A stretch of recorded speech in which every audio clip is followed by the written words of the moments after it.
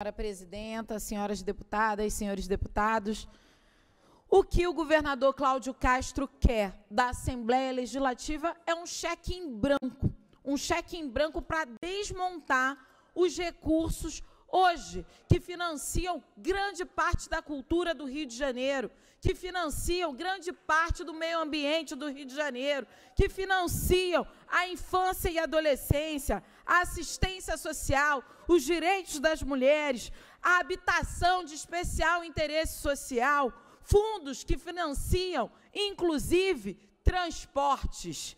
É disso que se trata. O governador quer licença da Alerj e parece que já conseguiu, diante do esvaziamento do debate aqui hoje, mas quer licença da Alerj com um cheque em branco para fazer o que quiser com fundos que tinham endereços específicos. E quando a gente fala de endereços específicos, é importante que a gente lembre ao governador Cláudio Castro que ele era então vice-governador quando o regime de recuperação fiscal foi imposto pelo ex-presidente dele, Jair Bolsonaro, quando o Moro colocou a faca no pescoço do Rio de Janeiro, inclusive, quando a gente teve todo um processo absurdo de chantagem para o Rio de Janeiro vender a SEDAI. E, governador Cláudio Castro, cadê o dinheiro da SEDAI? 22 bilhões que foram por água abaixo, que foram para a reeleição do governador, que foram para todos os lugares, menos para a superação da miséria e da extrema pobreza, menos para a cultura do estado do Rio de Janeiro, menos para as habitações de especial interesse social. Ou seja, o governador olha para o estado do Rio de Janeiro para se autopromover e autopromover também os seus afiliados políticos. Então, fica aqui a pergunta, de novo, cadê o dinheiro da SEDAI? 22 bilhões, que ano a ano, inclusive, é importante a gente fazer esse cálculo, de renúncia fiscal, também são 22 bilhões de reais. E essa renúncia fiscal, e é importante porque chega a ser esquizofrênico, são de empresas devedoras que voltaram a receber benefícios fiscais do governo do Estado. Ou seja, uma hora o governador põe culpa no regime de recuperação fiscal que ele aceitou, que a base dele aceitou, justamente quando a gente tinha o ex-presidente, o inelegível Bolsonaro, aqui apoiando o governo. Agora, a gente vê o governador dizendo que não tem dinheiro para pagar as contas do Estado do Rio de Janeiro. Onde foi parar o dinheiro da SEDAI? Isso, para mim, não passa não só de agiotagem fiscal, que era o que a gente chamava naquela época, quando tinha todo um processo de inviabilizar os cofres públicos do Rio de Janeiro, mas não só isso. A gente vê que todas as ameaças que o governador, inclusive, diz que não vai pagar servidor público, mas foi essa casa aqui que também desmontou diversos fundos antes de virarmos o ano, deputada Lucinha. Esse retrato a gente já tem visto repetidas vezes. São as mesmas estratégias para esconder a incapacidade e a incompetência do governador Cláudio Castro em gerir as contas do Estado do Rio de Janeiro. É isso que significa. E vamos lá aos cálculos, senhora presidenta. Quando a gente vê o Fundo Especial da Polícia Civil, que era reequipamento da Polícia Civil segundo as prioridades da sua política de segurança pública. A gente viu o escarcéu, o carnaval, para botar quem o governador queria colocar na Polícia Civil. Mas, evidentemente, quem é que se sente mais seguro no estado do Rio de Janeiro, com as polícias fazendo operações policiais todos os dias dentro das favelas, inviabilizando a vida das pessoas? Na favela da Maré, por exemplo, ontem foi o 6º dia de operação policial, 6 dias que as crianças ficaram fora da escola, 6 dias que aquelas mulheres não tiveram onde deixar os seus filhos nas creches, 6 dias que não tiveram postos de saúde funcionando, ou seja, 6 dias que perderam também os seus empregos. Ou vocês acham que os patrões estar liberando, os patrões vão liberar de uma hora para outra aqueles que moram na favela. A favela já passa por um estigma, preconceito. Então, para você conseguir emprego, falando que mora na favela, é praticamente impossível no Rio de Janeiro. Mas quando você consegue um emprego, você perde o seu emprego, porque patrão nenhum tolera que você perca 1, 2, 6 dias de trabalho por causa de operações policiais. Então, essa segurança pública, essa dita segurança pública, que a gente tem aqui 13 bilhões de reais já previsto por orçamento do ano que vem, teve o corte de 90% dos recursos destinados à inteligência, à informação. Cadê as câmeras no uniforme dos policiais? Eu quero saber. Então, é importante que a gente saiba onde é que o dinheiro está indo. Não está indo para a melhoria de qualidade da investigação da perícia, da investigação criminal. Está indo para dar tiro dentro da favela todos os dias. Isso não resolve o problema de segurança pública do Estado do Rio de Janeiro e não vai resolver. A Polícia Federal apreendeu 47 fuzis na Barra da Tijuca, num condomínio de luxo, sem dar um tiro, sem tirar as crianças daquele condomínio da escola, sem inviabilizar aquela vida de pais e mães daquele condomínio de luxo. Mas pensa na favela, 6 dias sem aula. Isso é absurdo. Isso é não garantir a dignidade humana, é não garantir o Estado democrático de direito.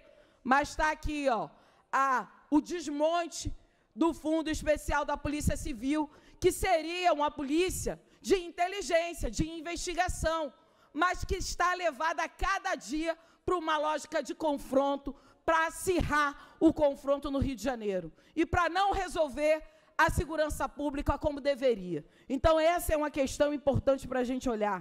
Observar aqui o Fundo Estadual de Habitação de Interesse Social. Recebemos aqui, todos os deputados e deputadas, uma carta enviada pela Defensoria Pública do Estado do Rio de Janeiro e pelo Ministério Público Federal, dizendo não excluam o FEIS, justamente porque é a partir dali que a gente tem a possibilidade de assistência técnica para as moradias populares, que tem ali, inclusive, a possibilidade de superar essa lógica de cerca de 500 mil moradias que faltam, evidentemente, no Estado do Rio de Janeiro para agregar as pessoas. Então, é fundamental que a gente tenha observado, inclusive, uma das questões que traz a nota da Defensoria Pública do Ministério Público Federal, que aponta que, com a aprovação, vai aprofundar já o grave problema da política habitacional no Estado do Rio de Janeiro. Um estudo realizado esse ano pela Unicef demonstrou que 3,9 milhões, ou seja, 60,3% de crianças e adolescentes vivem na pobreza. Na dimensão da moradia, na região sudeste, o Estado do Rio de Janeiro é o que apresenta o maior percentual de privação de moradias para crianças e adolescentes, totalizando 12,8%, um percentual que só fica atrás de estados da região norte, com histórico de violações de direitos. E o Fundo do Transporte, Lucinha, que pega o trem todos os dias, prover recursos e custear a aquisição do bilhete único, por exemplo, acompanhamento e transferência de seus recursos para pagamentos de subsídios do bilhete único e também das gratuidades. Isso é algo importantíssimo. O que a gente vê é o sucateamento dos transportes. Todos os dias o trem para, todos os dias o metrô para, deixando na mão trabalhadores e trabalhadoras que dependem desse transporte. Mas o que tem aqui é a desvinculação do fundo. Acabam com o fundo, não garantem um transporte de qualidade e ainda não quer garantir os subsídios para aqueles pobres que dependem do bilhete único e da gratuidade. A gratuidade, vamos lembrar, é para estudantes, é para aqueles e aquelas que não conseguem pagar a passagem. Ou seja, tem muitas pessoas hoje em tratamento de câncer, em tratamento de tuberculose, que dependem da gratuidade para chegar até o seu tratamento. Então, é disso que a gente está falando. Um outro elemento que a gente não pode esquecer com relação ao Fundo da Cultura. Prestar apoio financeiro em caráter suplementar de projetos culturais, bem como as obras e serviços necessários à recuperação e conservação dos equipamentos culturais da Secretaria de Estado de Cultura e Esporte. Esse sucateamento a gente viu no governo passado e neste governo, hoje, que nós temos duas políticas importantíssimas, que é a Lei Paulo Gustavo, que trouxe um alívio para quem faz cultura no Brasil, em especial no Rio de Janeiro.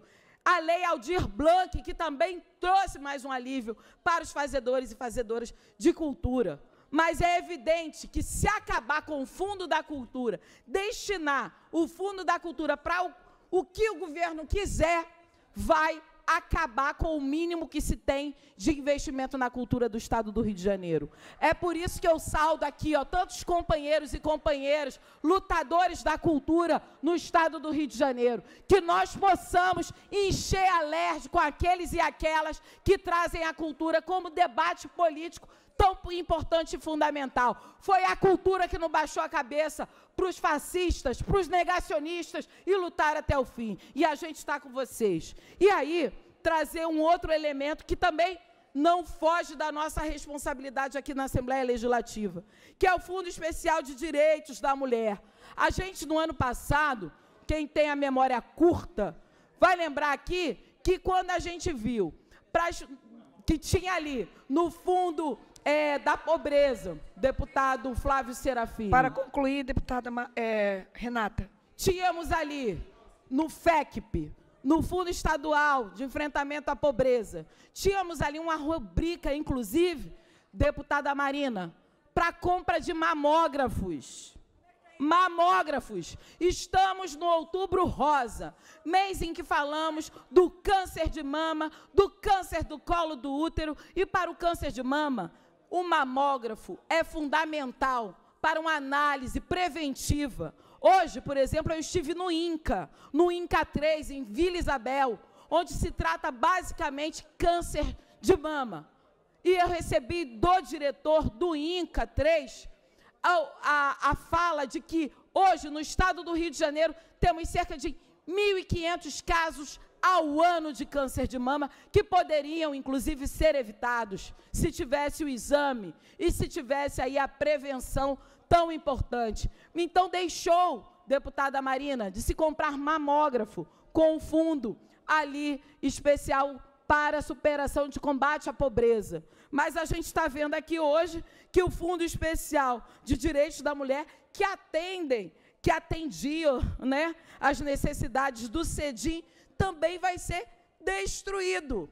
Também vai ser destruído. Ou seja, não adianta o governador dizer que tem política para a mulher no Estado do Rio de Janeiro, porque não tem.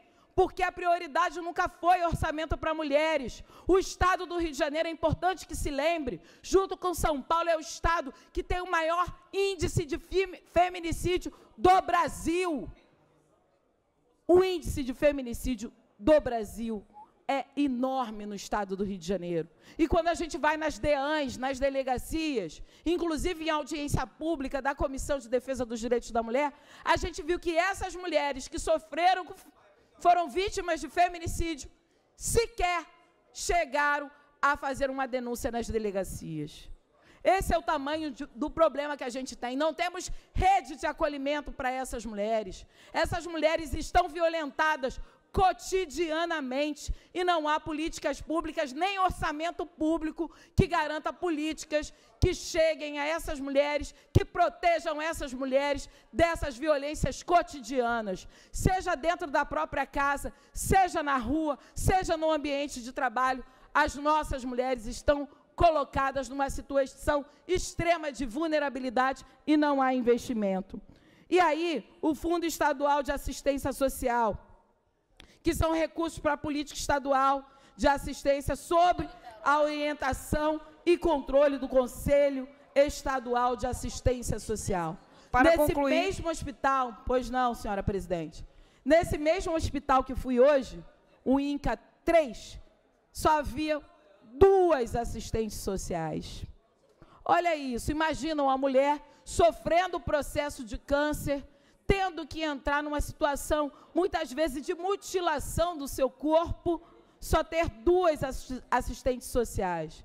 Ou seja, esse é um debate fundamental para que a gente possa olhar com prioridade políticas que façam sentido. Não adianta o governador vir aqui e tirar os recursos dos fundos, das fundações e das autarquias, apuradas até no final do ano, e, inclusive, deverá, se o governador não utilizar o dinheiro do fundo para os fins que foram previstos, a gente tem a possibilidade desse dinheiro ser revertido diretamente para a conta única do Tesouro. Ou seja, os fundos não vão ser sequer acumulativos. O governador vai gastar esse dinheiro como ele quiser, assim como ele fez com o dinheiro da SEDAI, como ele quis e bem quis, e a gente não conseguiu trazer toda uma transparência desses recursos para que a população soubesse o quanto que o governador hoje investe no estado do Rio de Janeiro, em especial com a venda da SEDAI. Então, senhora presidenta, a gente teria, sim, outras saídas. Por exemplo, entendendo que poderíamos renegociar o regime de recuperação fiscal junto ao governo federal, mas a gente não viu nenhum passo do governador nesse sentido. Pelo contrário, poderíamos pensar em saídas do governo para a arrecadação de novas receitas e rever as renúncias fiscais que, ano a ano, chegam a 22 bilhões de reais de renúncias fiscais. Ou seja, precisamos cobrar os grandes devedores do estado do Rio de Janeiro.